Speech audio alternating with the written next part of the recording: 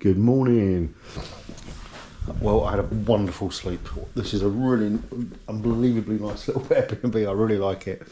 The bed was fantastic. It was really, really good. It is 10 to 9, and I thought I'd see what the weather's like, but it's going to be as much of a, what could it be for me as it will be for you. So we're going to hit the old up button. Did one over there, wherever that was opening. See this one as well. Ah, it's promising. Yeah, what a really nice place.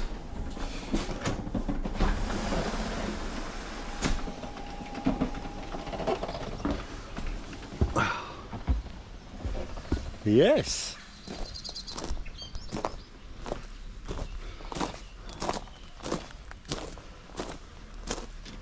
She's still here, looking filthy.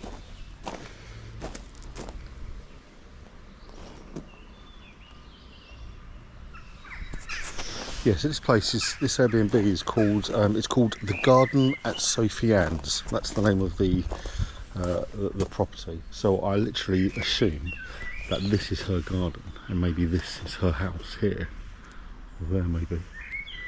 And they've just built this sort of on the end.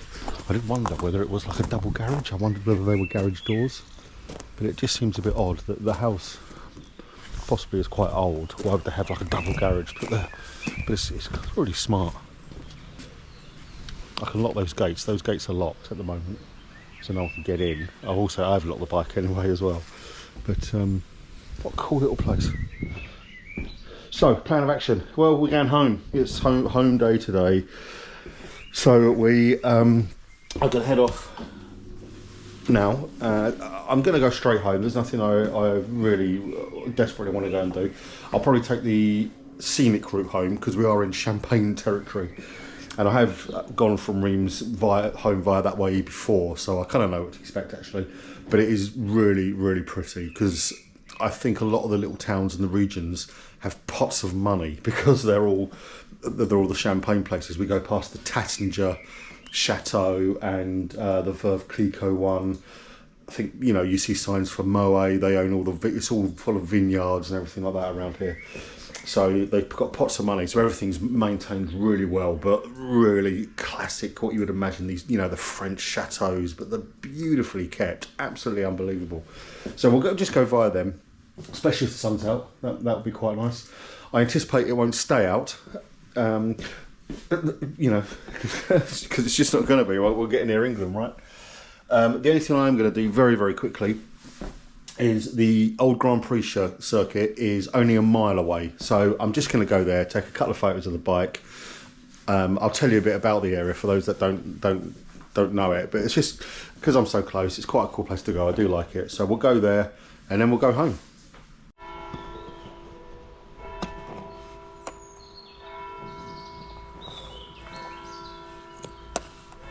Someone asked me the other day, what were these straps that I use? Rock Straps is the company. Really good. I mean, that's solid. All you do is you can attach it to the bike, just in a loop. One end, attach it to the bike and loop the other end. You obviously clip it together. One bit's elasticated and just pull it tight. I saw it advertised by another motorcycle journalist, and I thought they look good.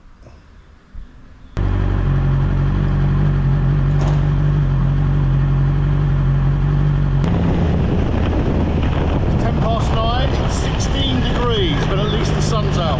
I've put my wet weather stuff in the top box so it's easy to get to. I imagine I'll need it at some point today. So I haven't had anything to eat today yet, so I'll probably stop and grab some breakfast on the way somewhere. I can see it from here already.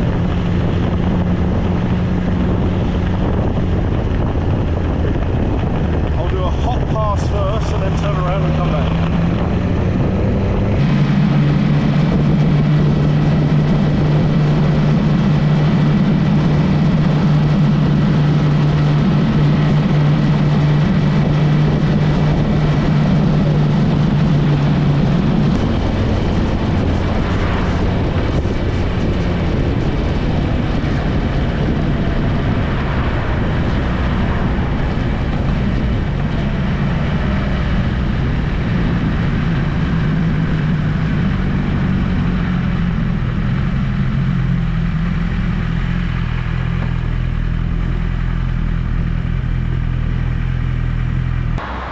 So this is it.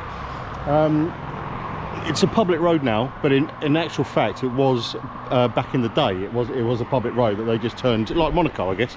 They just turned it into Grand Prix weekend.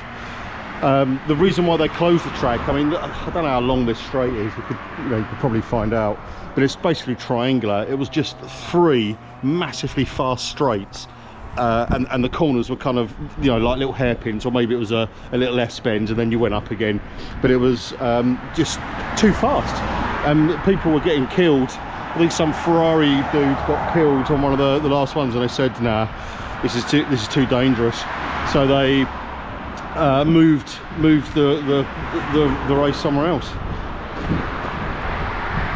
It's actually like a historic monument now. I guess the equivalent of Grade 2 listed.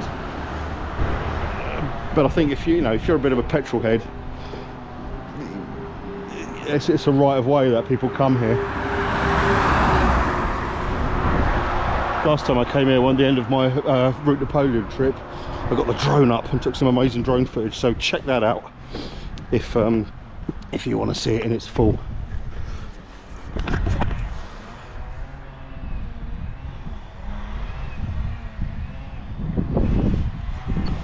You used to have roaring V8s or V12s racing through here, and now you've just got Almighty with his 2-stroke strimmer.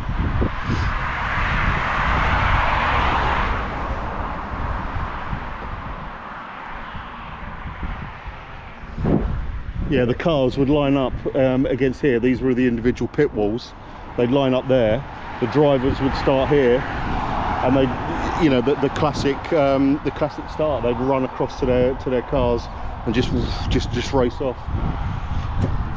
They've got an old scoreboard up there.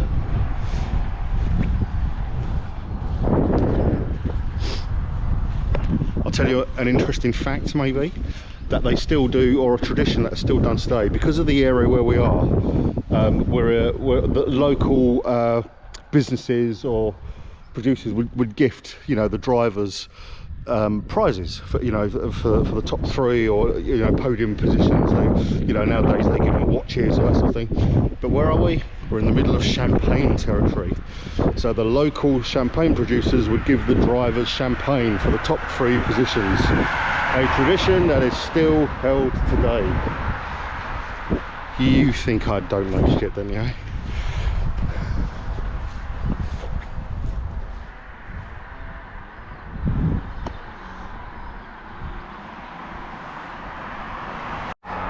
You can actually still go up in the stands, I'm sure.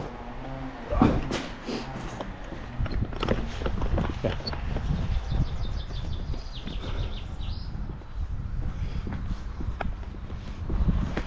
Like I say, they do preserve it now. It is a listed building, and I think they do old, revival type stuff. Like we've got Goodwood Revival of Speed. I think they do stuff here. Classic races. That'd be a pretty good thing to see, I think.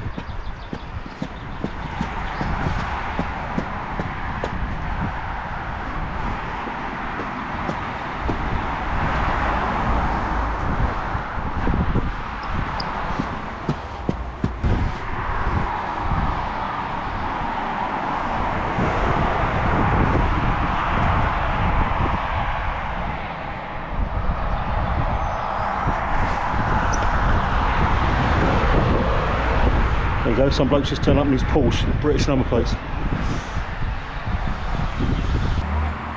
Yeah.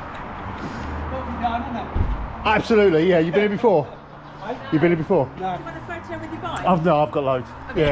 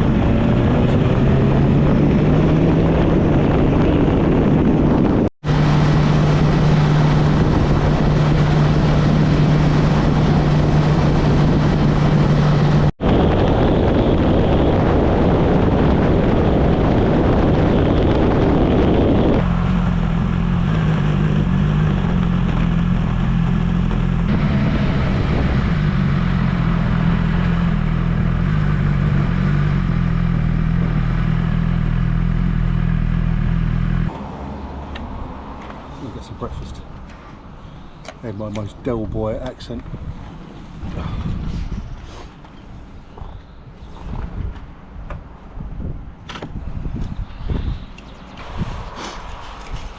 Charm them with my Englishness.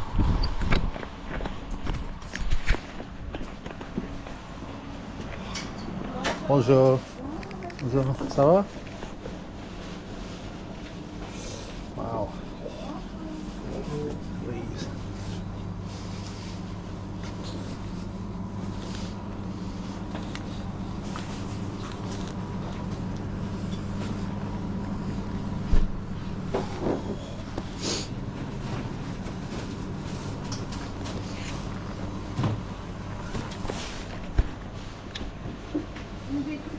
Je voudrais deux pains au raisin. Deux pains au raisin.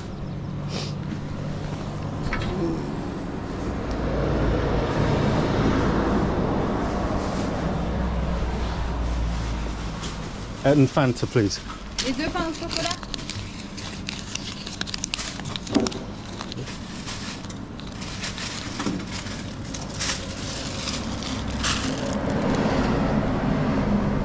Avec ceci, monsieur. And Coca-Cola? Comment? Coca-Cola? Coke? Un coca. Coca, yeah.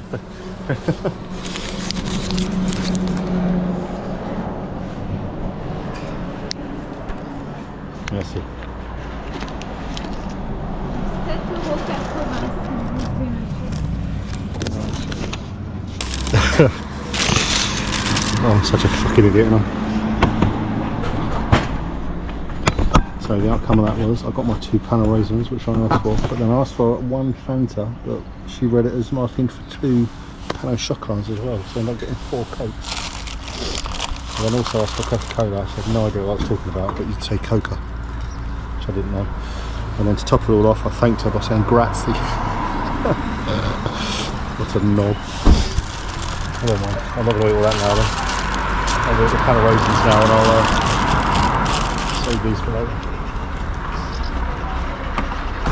Look at the size of my head. Brilliant. Well, 2 of these, 2 pain au chocolats and a Coke was €7.80. So what's that? About 5 or 6 quid? Bargain. Anyway, I highly recommend this local boulangerie artisan patisserie.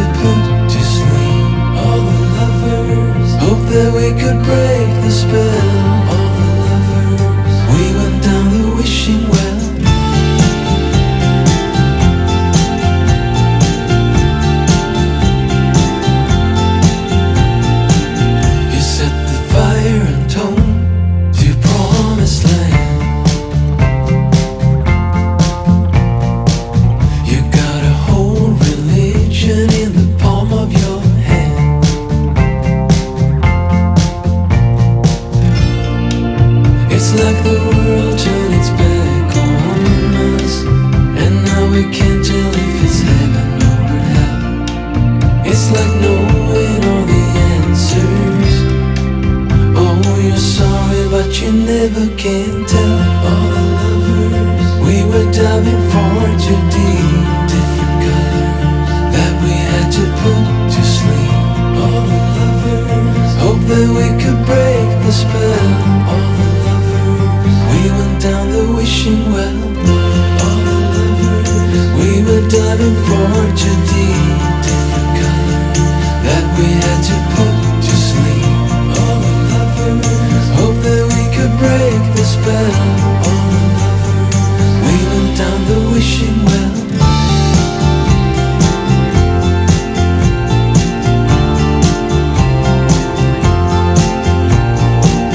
I got you buried deep in the back of my head, 'cause you got all the answers on the tip of my tongue. You got a whole religion in the Hi guys, welcome to my last video of my Dolomite series. I'm home, obviously. I got home last night, slept like a baby. This is the next day when I'm just going to empty the luggage and give the bike a good old clean and stuff like that. But it's just really a sum up video of how I found the trip, a few costings, what it cost me, that kind of thing. Some new information, miles per gallon, all that sort of stuff. So yeah, I'll start with how did I find the trip. I mean, it was fantastic, absolutely loved it, loved every minute of it.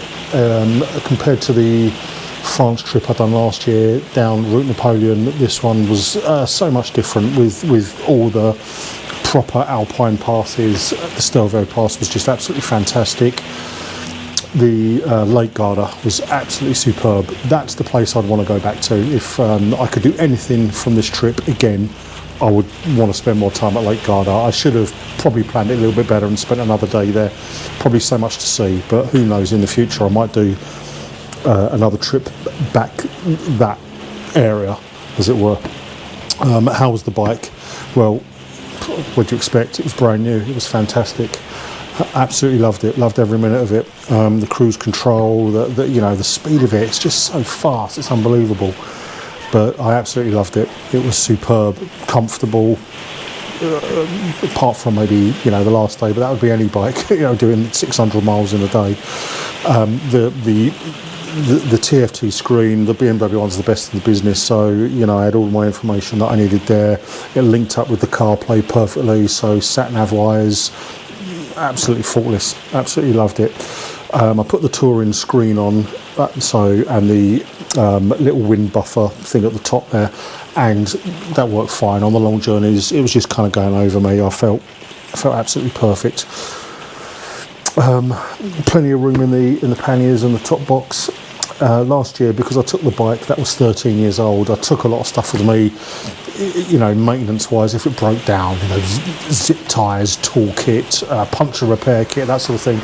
I didn't use any of it last year, and because it's a brand new bike, I kind of thought I'm not going to use any of it this year, so I didn't take any of that kind of stuff. I've obviously got breakdown cover with BMW. There is stuff you might be able to fix on the road if something falls off. You might want to take a few zip ties, but I thought, I'm not going to take any of that kind of shit. I don't need it. So I didn't really. It was just clothes, locks for the bike. I took the two light locks that I've got and a disc lock, but in all fairness, I didn't need them because most of the time the hotels that I stayed in was, I'd done my homework before and they were secure. I had secure storage. I knew the bike was going to be okay, so there was no issues with security for the bike whatsoever. It was absolutely fine. It was only my last day in Reims, the place where I stayed, that the bike was in the open air. Other than that, it was pretty much undercover every night that I left it. So it was fantastic.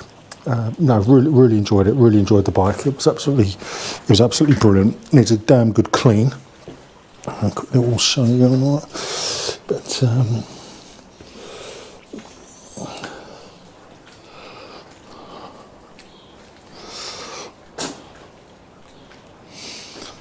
I'm sort of one of those guys that you don't mind getting the bike dirty because it means I just get a bit of time to clean it. So I'm quite happy doing that.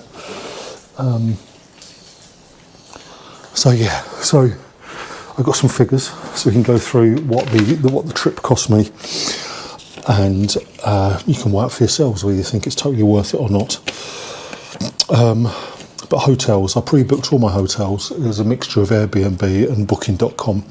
What I'll do at the end of this video, a mate of mine suggested it as a good idea, is I'll actually list every place that I stayed in, and then it's up to people whether they, want to follow the kind of trip or use it as a good destination. There were some good places I stayed. I actually would highly recommend pretty much everywhere I went. None of it was a shithole or anything like that. It was all perfect. But yeah, hotels, they cost me £623.38. So that was for 7 nights in total being away. So on average, that's, what's that, £90 a night? Perfect. I mean, suits me down to the ground. There were some proper nice places. The one in by Lake Garda was probably the tiredest place that I'd been to, but it was fine. I was only there a night, and the breakfast in the morning, I got my free beer when I arrived. I mean, it was great. Can't complain. Who cares? It had geriatric karaoke as well. Superb. Petrol, I filled up 13 times, and in the end I spent a total of £382.01 on petrol. Is what it was. It was probably not the most economical bike, especially how I ride it. I am quite full throttle everywhere I go on this particular journey, but that's because the bike's so much fun. But it was perfect. The computer was able to tell me I averaged with that 45 miles per gallon. Is that good? It's better than my car, but it's not an electric bike, and it's not an 80 mile per gallon sort of Vespa or something like that. It's 45 miles per gallon. The Euro crossing, the shuttle, was £324.15. Probably because the times that I chose was quite peak times, and also I always say I go Flexi Plus. It's absolutely fantastic. You get lounge access, free food, you can take a doggy bag with you when you leave, when you go, and basically you can just rock up and get any train you want. And that's exactly what I'd done when I went from the UK to France. It was pretty much the time that I booked. It was the time I got there. Just jumped on the train and off I went. It was fine. I still went to the lounge and got myself some breakfast and something for the journey and that sort of thing. But on my way home, I think I booked a train probably around about 4:30, but I arrived at 1:30. Had something to eat. Filled up my doggy bag again. I just said to the lady, what time's the next train? She says, well, if you leave now, there's one going in 3 minutes. I said, fine, I can do that. Jumped on the bike and followed the FlexiPass route, and whilst everyone was queued up for the next train, I just went straight to the front. The guy opened the barrier up for me, and I literally joined the back of the queue. I was the last bike on my train, but I was away within probably 15 minutes of leaving the lounge. Perfect, absolutely perfect. So what have I done there? Tolls. So more tolls than what I'd done last year, but mainly that was because on my way from Lake Garda to Reims, I done it on a fast route. I knew they were going to be the tolls, so it was the tolls in Italy. This includes paying to go through the Mont Blanc tunnel and all the French tolls as well. So I could have gone non-toll route. I could have probably paid half of this, but I wanted to get back the quickest way possible, so that's what I paid. It was £155.45 on tolls. That's what it was.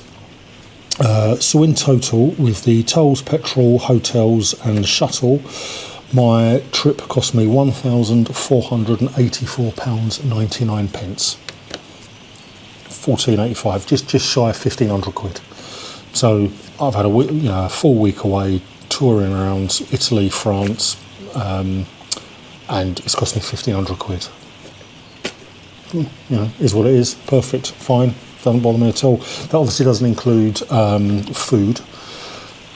I got food given to me, especially when I was in Brixton. In the Dolomites itself, obviously they gave me breakfast and a 3-course meal every night, so I just probably got snacky bits during the day. I did get that. I did stop at that one place and get a steak, but it was fine. I wasn't spending loads of money on food. The only other time I ate out, as it were, is at Lake Garda. after I went back to the room, and I thought I'll just take a stroll along the lake there, and there was a pizza place there, and I just thought, you know what, I haven't had a pizza yet. Whilst I've been in Italy, it's probably a good time.